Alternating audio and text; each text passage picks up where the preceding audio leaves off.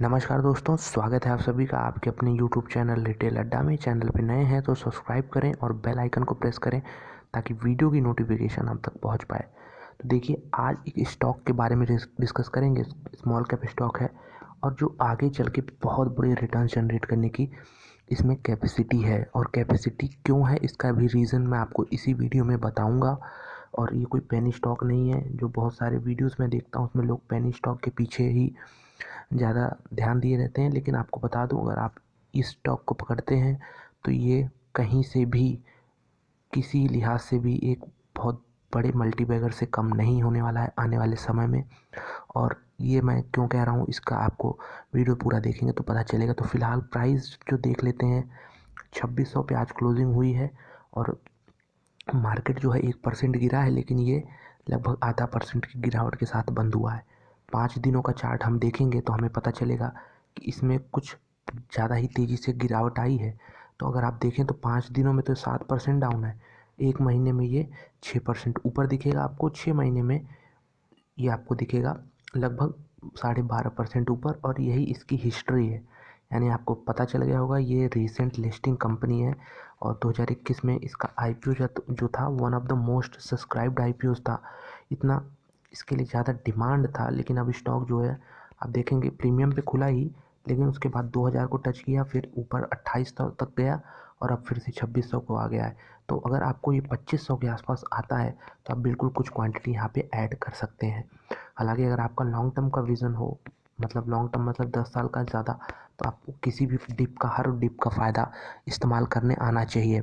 तो देख लेते हैं कंपनी का नाम। आप समझ गए होंगे, कंपनी का नाम है तत्व चिंतन फार्मा। और ये आप कंपनी का नाम तो जान गए, लेकिन क्यों ये इतनी खास कंपनी है जो मुझे one of the best company लगी जो पिछले साल आई।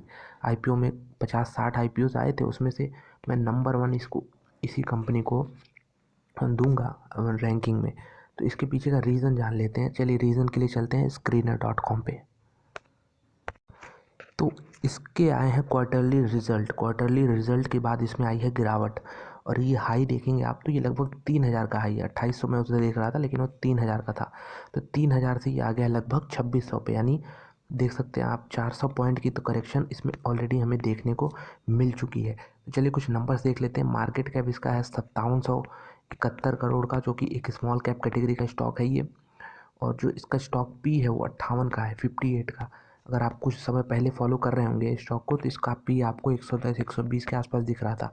लेकिन इस बार नंबर्स ख़राब आए हैं, लेकिन उस ईपीएस को भी एडजस्ट करने से जो ट्रेलिंग 12 मंथ का पी आ रहा है वो अराउंड 58 आ रहा है। तो आप देख सकते हैं पी के हिसाब से मैं कहूँगा एक्सपेंसिव कुछ लोग बोल सकते हैं, लेकिन इसमें ग्रोथ इतना है कि ये पी ही बहुत चीप मुझे लगता है। बुक वैल्यू 201 की है। रिटर्न ऑन कैपिटल एम्प्लॉयड, जो आपके पैसे हैं और जो कंपनी कर्ज लेती है उस पैसे का कितना इस्तेमाल करती है रिटर्न जनरेट करने के लिए, देखिए 28% के। और यही नहीं, जो आप शेयर होल्डर्स हैं उनके पैसों से ये 37% के रिटर्न जनरेट करती है। तो बहुत ही ब्लॉकबस्टर ये फिगर है। मैं तो 15% के ऊपर बहुत अच्छा मानता हूँ। और यहाँ पे देखिए आप 28 और 37% के दिख रहे हैं। प्रोमोटर होल्डिंग 75 के ऊपर बहुत ही स्ट्रांग माना जाता है, 70 के ऊपर मान लीजिए, लेकिन इसमें 79.2% है। तो ये भी बहुत ही स्ट्रांग फिगर है। तो आपको देखते चलना होगा कि सारे फिगर कितने अच्छे हैं। प्लेज कोई परसेंटेज नहीं है। प्रमोटर बिल्कुल एक अच्छी क्वालिटी के मैनेजमेंट भी है इनका। तो डेट देखें तो कंपनी के पास 74 करोड़ का डेट है, जो कि डेट टू इक्विटी रेशियो को 0.17 बनाता है, जो कि कुछ नहीं है। इससे भी कुछ घबराना नहीं चाहिए। प्राइस टू बुक वैल्यू हाँ कुछ महंगा हो सकता है 13 का, लेकिन जैसे जैसे अर्निंग्स बढ़ेगी, इनके एसेट्स बढ़ेंगे, ये बिल्कुल ये भी जो रेशियो है आपको कम होता हुआ नज़र आएगा। लेकिन आपको इसमें ग्रोथ के लिए प्ले करना है अगले 10 साल के लिए। तो कंपनी के पास जो कैश है वो 180 करोड़ के हैं और इसकी एंटरप्राइज वैल्यू जो है मार्केट कैप के आसपास ही बताई जा रही है। तो चलिए देख लेते हैं कंपनी काम क्या करती है। तो देखिए 1996 की कंपनी है और ये बनाती है structure directing agents, phase transfer catalyst, electrolytic salts for batteries, pharmaceuticals, agrochemicals, intermediates and speciality chemicals. तो एक नाम तो आपको बताया नहीं, इसमें पचासों नाम अगर आप इसको भी डीप में जाएंगे तो आपको दिख जाएगा इनका प्रोडक्ट पोर्टफोलियो कितना स्ट्रांग है। हम देखते हैं स्पेशलिटी केमिकल के स्टॉक्स में काफ़ी तेज़ी आ चुकी है, लेकिन ये कंपनी का मात्र एक हिस्सा है। इसके अलावा भी ऐसे सारे हिस्से हैं। अगर आपको इलेक्ट्रिक व्हीकल पे प्ले करना है तो आपको ये चीज़ समझना होगा। मैं ये ऐसा क्यों कह रहा हूँ, ये देखिए, अगर आप इस चीज़ को पढ़ें ध्यान से, electrolytic salt for super capacitor batteries, मात्र 1% रेवेन्यू अभी इनका जितना आ रहा है, मात्र 1% इस चीज़ से आता है।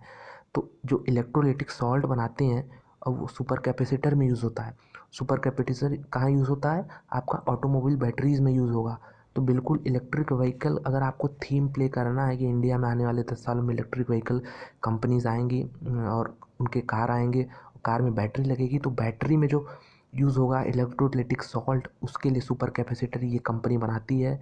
और मात्र 1% का ही अभी इसके पास इसके रेवेन्यू में से हिस्सेदारी आती है, लेकिन डेफिनेटली ये बिल्कुल बढ़ने वाला है आने वाले समय में। और ये देखिए, company is the largest producer of electrolytic salt for super capacitor batteries. तो इंडिया में सबसे बड़ा प्रोड्यूसर है और आने वाले समय में इसी को फ़ायदा मिलने वाला है इस चीज़ का। और आगे हम देखते हैं तो 30% लगभग फार्मास्यूटिकल, एग्रोकेमिकल्स और स्पेशलिटी केमिकल से इसके रेवेन्यूज़ आते हैं, 30%, जो कि बहुत बड़ा फिगर है। इसके अलावा भी अगर आप देखें तो 30% ये हो गया, 1% इधर हो गया। फेस ट्रांसफ़र कैटलिस्ट जो हैं, ये PTCs are widely use in green chemistry. तो जो लैब्स होते हैं उसमें ये चीज़ यूज़ किया जाता है एज अ ट्रांसफ़र कैटलिस्ट, मतलब एक फेज़ से दूसरे फेज़ में बदलने के लिए ये कैटलिस्ट यूज़ करते हैं और इसका भी काफ़ी डिमांड रहता है। 27% के आसपास इनके रेवेन्यू में इसका हिस्सेदारी है। तो 27 ये हो गया, 30% आपका एग्रोकेमिकल स्पेशलिटी केमिकल हो गया, 1% आपका, जो फिगर मैं बार बार ध्यान दे रहा हूँ वो 1% वाला ही है, क्योंकि इसमें अभी ग्रोथ होने की पूरी संभावना है। और भी देख लें तो एचडीए से इनका 40% आता है, सबसे बड़ा बिजनेस इनका एचडीए ही है। स्ट्रक्चर डायरेक्टिंग एजेंट, और जो जियोलाइट में यूज़ होते हैं।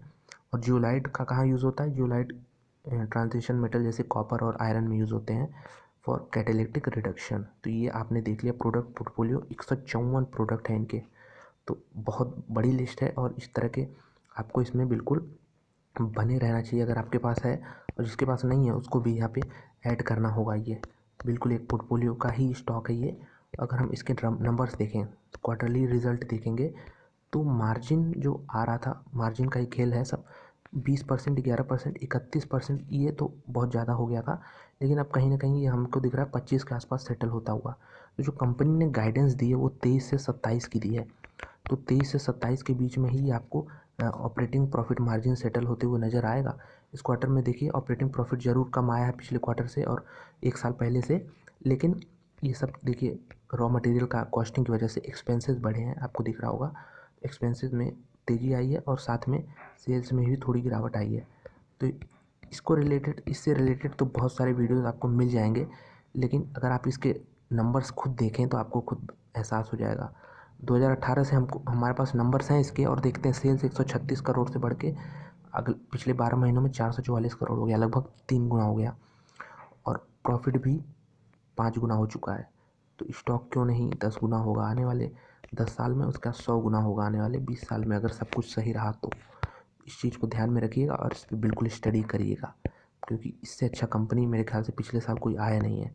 हाँ, सोना BLW ज़रूर है, लेकिन उसके वैल्यूएशन तो कहीं ऊपर है, उसको तो बिल्कुल इंतज़ार करना होगा। अगर 600 के आसपास मिलता है तो बढ़िया बाई होगी, लेकिन तब भी महंगा ही होगा, लेकिन तब भी अभी 700-800 से तो अच्छा ही होगा सोना। लेकिन ये अभी वैल्यूएशन के हिसाब से हमें कंफर्ट देता है इसको ऐड करने का।